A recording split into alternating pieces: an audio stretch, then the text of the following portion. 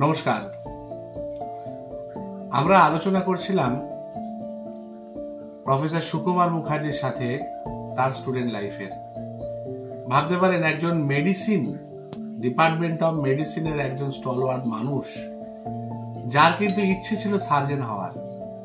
এবং শুধু তাই নয়, তিনি যখন এমডি পাশ করার পর মেডিসিনে বিদেশে গেছিলেন, সেখানে গিয়ে 3 মাস তিনি রেসিডেন্সি করেছেন অর্থোপেডিক ডিপার্টমেন্টে।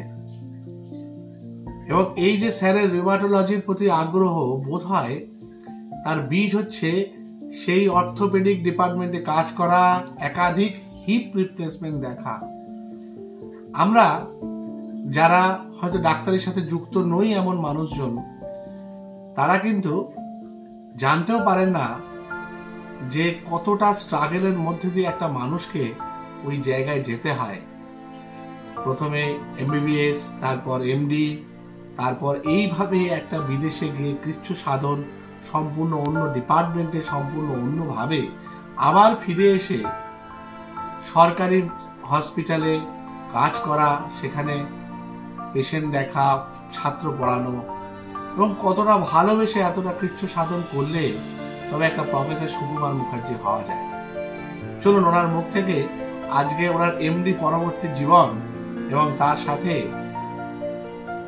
বিদেশের কিছু কথা শুনে নিই।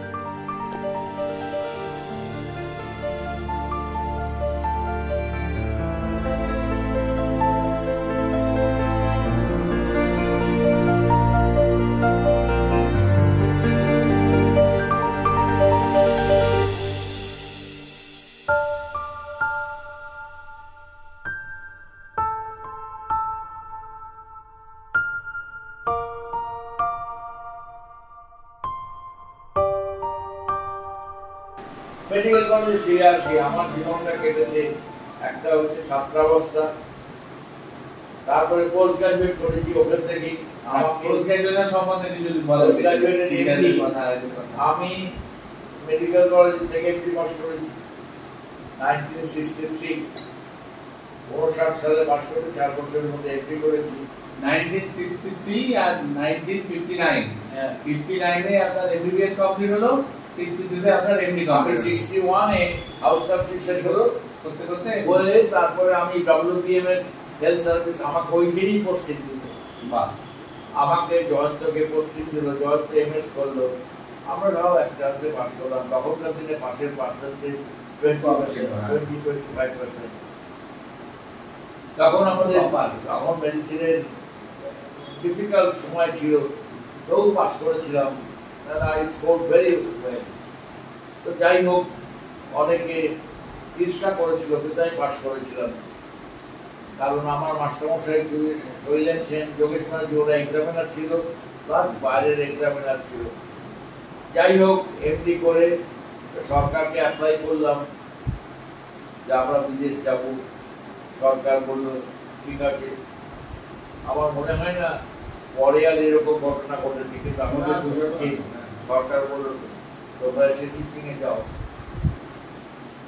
এবং আমাদের পাবলিক সার্ভিস কমিশন খুব হাই র্যাঙ্কে ছিল দুজনেরই। তারপরে ওখান থেকে ফিরে এসে আমার এক্সেলেন্সি পাস করলাম, কোনো অসুবিধা হয়নি।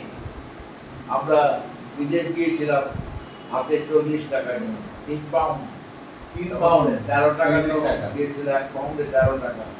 আমি চিত্র এয়ারপোর্টে রাখলাম শুদ্ধ সত্য যে আমার হাতে 40 টাকা। কিন্তু শুদ্ধ সত্য আমার কপাল কি, আমি মেডিকেল কলেজে, জয়ন্ত সার্জিয়ার মেডিকেল কলেজে এত ছাত্র পড়িয়েছি। আমাকে হিথ্রো এয়ারপোর্টে নিতে এসেছিল কত ছাত্র, তারা সব এখানে শিফট হয়ে গেছে। সবাই আমাকে 10 পাউন্ড করে দিল। বাবা। আমি 50-60 পাউন্ড। আর একজন বললো যমুনেশ চ্যাটার্জি, ওখানে সার্জন, অর্থোপেডিক সার্জন, বড় টেম্পোরারি, তুমি 3 মাস এই সার্জারি করো, অর্থোপেডিক সার্জারি করো। আমি 3 মাসের আরএমও কাজ করলাম। আপনি ওখানে গিয়ে অর্থোপেডিক সার্জন হয়ে গেলেন। আমার অর্থোপেডিক সার্জন বলছে why you are going for MRCP, stay with MRCS। মানে আপনার তখন সেই সম্পর্কটা আবার জেগে উঠলো সার্জারি। আমার তখন কত হিপ রিপ্লেসমেন্ট দেখেছি, করেছি, অ্যাসিস্ট করেছি। তারপরে আমি এডিনবারা চলে গেলাম, এডিনবারাতে পড়াশোনা করলাম, পাস করলাম, পাস করে চাকরি পেলাম, জেনারেল মেডিসিন করলাম, কার্ডিওলজি ট্রেনিং লন্ডনে করলাম, ব্রমটন লন্ডন চেস্টে 1.5 বছর। সময় ফুরিয়ে গেল, ভারতবর্ষে চলে এলাম। কেমন লাগছে আপনাদের প্রফেসর সুকুমার মুখার্জির সাথে, মেডিকেল কলেজের অন্যান্য স্টুডেন্টদের সাথে আমার এই কথোপকথন মেডিকেল কলেজ এবং ডাক্তারি পড়াশোনা নিয়ে?